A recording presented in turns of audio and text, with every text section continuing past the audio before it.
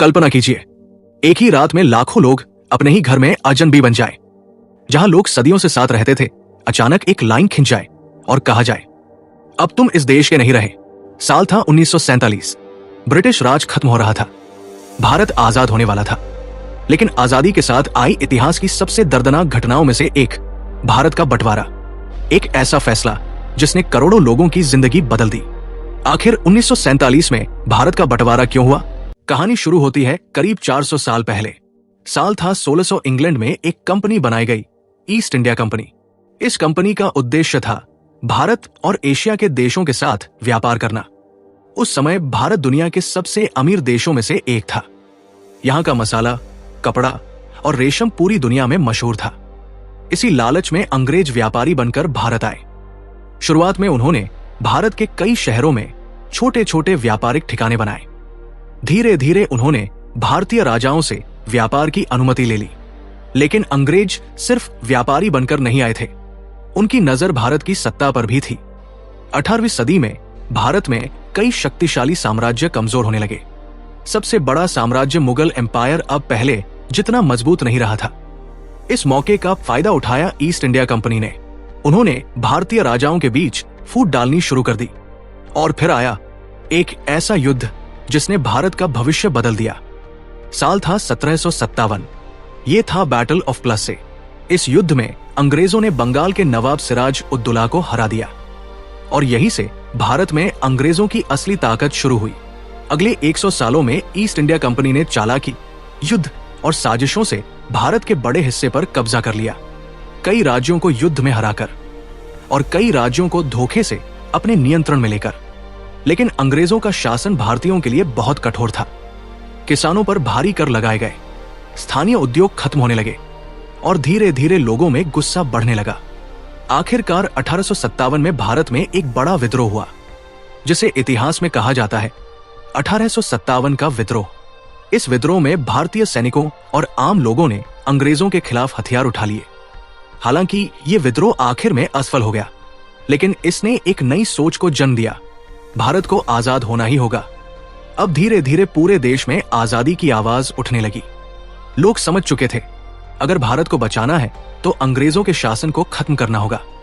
और यहीं से शुरू हुआ एक ऐसा आंदोलन जो आगे चलकर पूरे देश को एकजुट कर देगा। 20वीं सदी की शुरुआत तक भारत में एक नई चेतना जाग चुकी थी। लोग अब समझने लगे थे कि अंग्रेजों का शासन हमेशा के लिए नहीं रह सकता। धीरे धीरे आजादी की मांग पूरे देश में फैलने लगी। इस आंदोलन की सबसे बड़ी ताकत थी एक संगठन जिसे कहा जाता था इंडियन नेशनल कांग्रेस। यही वो मंच था जहां भारत के बड़े नेता एकजुट होकर अंग्रेजों के खिलाफ रणनीति बना रहे थे। 1915 में दक्षिण अफ्रीका से भारत लौटे एक नेता जिन्होंने आजादी के आंदोलन की दिशा ही बदल दी। उनका नाम था महात्मा गांधी। गांधी जी ने एक नया रास्ता चुना, अहिंसा और सत्याग्रह, यानी बिना हथियार उठाए शांतिपूर्ण तरीके से ब्रिटिश शासन का विरोध।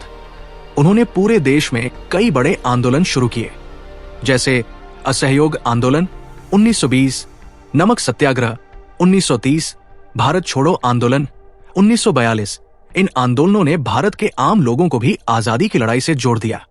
किसान, मजदूर, छात्र, महिलाएं, हर वर्ग के लोग अब इस आंदोलन का हिस्सा बनने लगे। इसी समय कई नए नेता भी उभरकर सामने आए। उनमें से एक थे जवाहरलाल नेहरू। नेहरू आधुनिक सोच वाले नेता थे जो एक एकजुट और लोकतांत्रिक भारत का सपना देखते थे। दूसरी तरफ एक और प्रभावशाली नेता थे मोहम्मद अली जिन्ना। शुरुआत में जिन्ना भी हिंदू मुस्लिम एकता के समर्थक थे, लेकिन समय के साथ उनकी सोच बदलने लगी।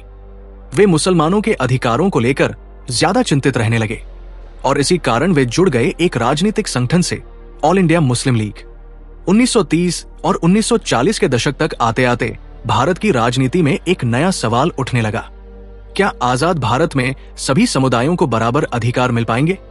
कई मुस्लिम नेताओं को डर था कि अगर भारत आजाद हुआ तो बहुसंख्यक हिंदू समुदाय राजनीति में ज्यादा प्रभावशाली हो जाएगा। दूसरी तरफ कई हिंदू नेताओं का मानना था कि भारत एक ही देश है और इसे बांटना सही नहीं होगा। यहीं से भारत की राजनीति में सांप्रदायिक तनाव बढ़ने लगा। हिंदू और मुस्लिम समुदायों के बीच अविश्वास बढ़ता जा रहा था और धीरे धीरे ये बहस एक बड़े सवाल में बदल गई, क्या भारत एक ही देश बना रहेगा या फिर ये दो अलग अलग राष्ट्रों में बंट जाएगा? यही सवाल आने वाले समय में इतिहास की सबसे बड़ी त्रासदियों में से एक को जन्म देने वाला था। और यहीं से भारत के बंटवारे की कहानी अपनी सबसे खतरनाक दिशा में बढ़ने लगी। 1940 का दशक आते आते भारत की राजनीति एक बहुत ही संवेदनशील मोड़ पर पहुंच चुकी थी। एक तरफ पूरा देश आजादी चाहता था, लेकिन दूसरी तरफ देश के अंदर धार्मिक और राजनीतिक मतभेद तेजी से बढ़ रहे थे। इसी समय एक महत्वपूर्ण विचार सामने आया जिसे कहा गया टू नेशन थियोरी। इस विचार को आगे बढ़ाया मोहम्मद अली जिन्नाह ने। मोहम्मद अली जिन्नाह का मानना था कि भारत में रहने वाले हिंदू और मुसलमान सिर्फ अलग धर्म ही नहीं है, बल्कि वे दो अलग अलग राष्ट्र हैं। उनकी संस्कृति अलग है, उनकी परंपराएं अलग हैं और उनकी राजनीतिक पहचान भी अलग है। इसलिए उनका कहना था कि अगर भारत आजाद हुआ तो मुसलमानों को एक अलग देश मिलना चाहिए। इस विचार का समर्थन किया ऑल इंडिया मुस्लिम लीग ने। 1940 में लाहौर में हुई एक ऐतिहासिक बैठक में मुस्लिम लीग ने एक प्रस्ताव पास किया। इसे इतिहास में कहा जाता है लाहौर रेजोल्यूशन। इस प्रस्ताव में मुसलमानों के लिए एक अलग राष्ट्र की मांग की गई। यहीं से पाकिस्तान की मांग खुलकर सामने आ गई। लेकिन इस विचार से हर कोई सहमत नहीं था। इंडियन नेशनल कांग्रेस का मानना था कि भारत सदियों से विभिन्न धर्मों और संस्कृतियों का देश रहा है। नेताओं जैसे महात्मा गांधी और जवाहरलाल नेहरू का विश्वास था कि भारत को एकजुट रहना चाहिए। उनका कहना था अगर देश धर्म के आधार पर बंटेगा तो इससे भविष्य में और भी संघर्ष पैदा होंगे। अब भारत की राजनीति दो अलग अलग दिशाओं में बंटने लगी थी। एक तरफ इंडियन नेशनल कांग्रेस एक संयुक्त भारत चाहती थी, दूसरी तरफ ऑल इंडिया मुस्लिम लीग एक अलग मुस्लिम देश की मांग कर रही थी। इन दोनों विचारों के बीच समझौता करना दिन प्रतिदिन मुश्किल होता जा रहा था। राजनीतिक मतभेद धीरे धीरे सामाजिक तनाव में बदलने लगे। देश के कई हिस्सों में हिंदू और मुस्लिम समुदायों के बीच अविश्वास बढ़ता गया और जल्द ही ये तनाव एक भयानक रूप लेने वाला था। एक ऐसी घटना होने वाली थी जो पूरे भारत को हिंसा और दंगों की आग में झोंक देगी। ये घटना थी डायरेक्ट एक्शन डे और यहीं से भारत के बंटवारे की कहानी और भी खतरनाक मोड़ लेने वाली थी। 1940 के दशक तक आते आते भारत की स्थिति बहुत तनावपूर्ण हो चुकी थी। राजनीतिक मतभेद अब धीरे धीरे सामाजिक टकराव में बदलने लगे थे। हिंदू और मुस्लिम समुदायों के बीच अविश्वास बढ़ने लगा। छोटी छोटी घटनाएं कई बार बड़े दंगों में बदल जाती थी। देश के कई शहरों में हिंसा की खबरें आने लगी। लेकिन जल्द ही एक ऐसी घटना हुई जिसने पूरे भारत को हिला दिया। साल था 1946। मोहम्मद अली जिन्नाह और ऑल इंडिया मुस्लिम लीग ने एक बड़ा आंदोलन घोषित किया। इस आंदोलन को कहा गया डायरेक्ट एक्शन डे। इसका उद्देश्य था मुसलमानों के लिए अलग देश पाकिस्तान की मांग को और मजबूत करना। यह दिन तय किया गया 16 अगस्त 1946। इस दिन देश के कई हिस्सों में प्रदर्शन और सभाएं आयोजित की गई। लेकिन सबसे बड़ा असर पड़ा उस समय के शहर कैलकाटा में, जो आज का कोलकाता है। 16 अगस्त 1946 को कैलकाटा की सड़कों पर लाखों लोग इकट्ठा हुए। शुरुआत में ये एक राजनीतिक प्रदर्शन था, लेकिन कुछ ही घंटों में स्थिति नियंत्रण से बाहर हो गई। भीड़ ने एक दूसरे पर हमला करना शुरू कर दिया। शहर की सड़कों पर हिंसा फैल गई, घर जलाए गए, दुकानें लूट ली गई और निर्दोष लोगों पर हमला होने लगा। ये हिंसा लगातार 4 दिनों तक चलती रही। इतिहास में इसे कहा जाता है दी ग्रेट कैलकाटा किलिंग। इन दंगों में करीब 4000 से ज्यादा लोग मारे गए और हजारों लोग घायल हो गए। कैलकाटा के बाद हिंसा धीरे धीरे भारत के अन्य हिस्सों में भी फैलने लगी, जैसे नोआखाली, बिहार, पंजाब। इन जगहों पर भी सांप्रदायिक दंगे भड़क उठे। लोगों के दिलों में डर और नफरत तेजी से बढ़ने लगी। सदियों से साथ रहने वाले पड़ोसी अब एक दूसरे के दुश्मन बनते जा रहे थे। इन बढ़ती हुई हिंसाओं को देखकर ब्रिटिश सरकार को एहसास होने लगा, भारत की स्थिति बहुत तेजी से बिगड़ रही है। अगर जल्द कोई फैसला नहीं लिया गया तो पूरा देश गृह युद्ध की तरफ बढ़ सकता है। और इसी वजह से ब्रिटिश सरकार ने एक बड़ा और ऐतिहासिक फैसला लेने की तैयारी शुरू कर दी। एक ऐसा फैसला जो भारत के भविष्य को हमेशा के लिए बदलने वाला था। भारत का बंटवारा। 1947 तक आते आते ब्रिटिश सरकार समझ चुकी थी कि भारत को लंबे समय तक अपने नियंत्रण में रखना अब संभव नहीं है। देश में आजादी की मांग बहुत तेज हो चुकी थी। साथ ही हिंदू और मुस्लिम समुदायों के बीच बढ़ते तनाव ने स्थिति को और भी जटिल बना दिया था। इसी वजह से ब्रिटेन ने फैसला किया कि भारत को जल्द से जल्द आजादी दी जाएगी। लेकिन अब सबसे बड़ा सवाल था, क्या भारत एक ही देश रहेगा या दो अलग अलग देशों में बंट जाएगा। 1947 में भारत के आखिरी वायसराय लॉर्ड लुइस माउंटबैटन को एक महत्वपूर्ण जिम्मेदारी दी गई। उन्हें भारत की आजादी की प्रक्रिया को जल्दी से पूरा करना था। काफी चर्चा और राजनीतिक बैठकों के बाद एक योजना तैयार की गई जिसे कहा गया माउंटबैटन प्लान। इस योजना के अनुसार ब्रिटिश भारत को दो नए देशों में बांटा जाएगा, इंडिया पाकिस्तान। ये फैसला भारत के इतिहास का सबसे बड़ा और सबसे कठिन निर्णय था। अब सबसे बड़ी चुनौती थी दोनों देशों की सीमा तय करना। इसके लिए ब्रिटिश सरकार ने एक अधिकारी को चुना, साइरल रैडक्लिफ। दिलचस्प बात यह थी कि साइरल रैडक्लिफ पहले कभी भारत आए भी नहीं थे, फिर भी उन्हें जिम्मेदारी दी गई कि वे भारत और पाकिस्तान की सीमा तय करें, और इसके लिए उन्हें दिया गया समय था सिर्फ 5 हफ्ते। इन 5 हफ्तों में साइरल रैडक्लिफ ने नक्शे, जनसंख्या और धार्मिक आंकड़ों के आधार पर एक सीमा रेखा तैयार की। इस सीमा को कहा गया रैडक्लिफ लाइन। इस लाइन ने भारत के 2 बड़े क्षेत्रों को बांट दिया। पंजाब, बंगाल, इन दोनों क्षेत्रों में हिंदू, मुस्लिम और सिख समुदाय सदियों से साथ रहते आए थे, लेकिन अब एक नक्शे पर खींची गई सिर्फ एक लाइन ने लाखों लोगों की किस्मत बदल दी। जब ये सीमा घोषित हुई तो बहुत से लोगों को अचानक पता चला उनका शहर अब दूसरे देश में है, उनका घर अब उनकी मातृभूमि में नहीं रहा, और यहीं से शुरू हुआ मानव इतिहास का सबसे बड़ा और सबसे दर्दनाक पलायन। लाखों लोग अपना घर छोड़कर नई सीमाओं की ओर चल पड़े, लेकिन उन्हें नहीं पता था कि ये यात्रा इतनी भयावह होने वाली है, क्योंकि आगे आने वाला समय इतिहास की सबसे बड़ी त्रासदियों में से एक बनने वाला था। लेकिन असली त्रासदी अब शुरू होने वाली थी। जब 1947 में नई सीमाएं घोषित हुई तो लाखों लोगों को अचानक पता चला उनका शहर अब दूसरे देश में है, उनका घर अब उनकी मातृभूमि का हिस्सा नहीं रहा, और इसी के साथ शुरू हुआ मानव इतिहास का सबसे बड़ा पलायन। जैसे ही पार्टीशन ऑफ इंडिया की घोषणा हुई, लोगों में डर फैल गया। हर किसी को ये चिंता सताने लगी, अगर वे अपने घर में रहे तो शायद सुरक्षित नहीं रह पाएंगे। इसलिए लाखों लोगों ने अपने ही घर छोड़ने का फैसला किया।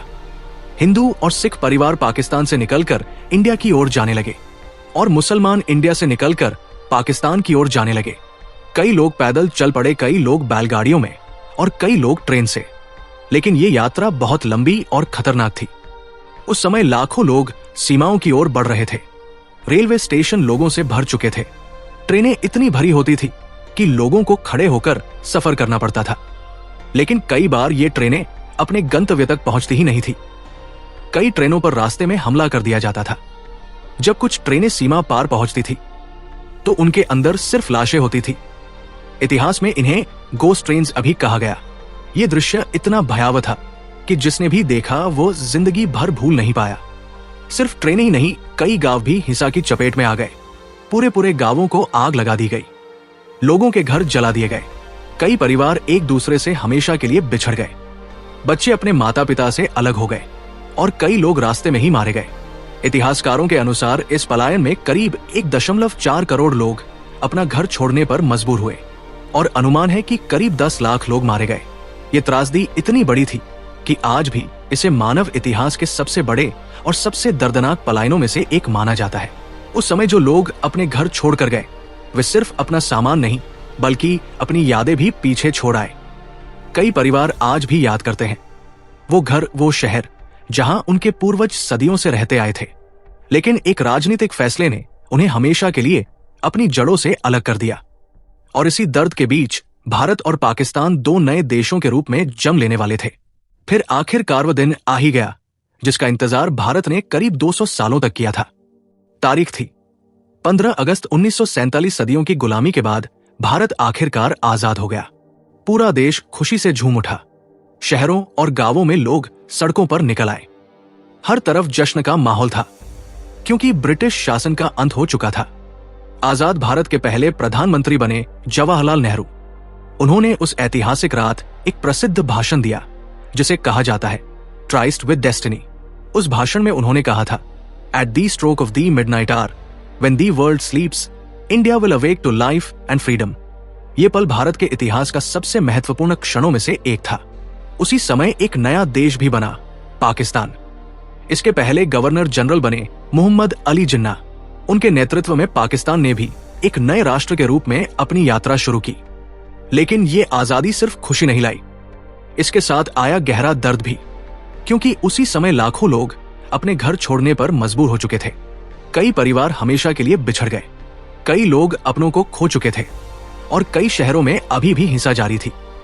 इस तरह 1947 में दो नए देश बने, इंडिया और पाकिस्तान। लेकिन इस बंटवारे की कहानी सिर्फ राजनीतिक नहीं है, ये कहानी है लाखों लोगों के दर्द की, बिछड़ते परिवारों की और खोई हुई जड़ों की। आज भी भारत और पाकिस्तान के कई परिवारों की यादों में 1947 का वो समय जिंदा है। इतिहास हमें यही सिखाता है, नफरत और विभाजन हमेशा दर्द ही छोड़ जाते हैं। भारत का बंटवारा सिर्फ एक राजनीतिक फैसला नहीं था, ये एक ऐसी घटना थी जिसने लाखों लोगों की जिंदगी हमेशा के लिए बदल दी। ये कहानी है टूटते हुए घरों की, बिछड़ते हुए परिवारों की और उन लोगों की जो एक ही रात में अपनी जमीन से बेघर हो गए।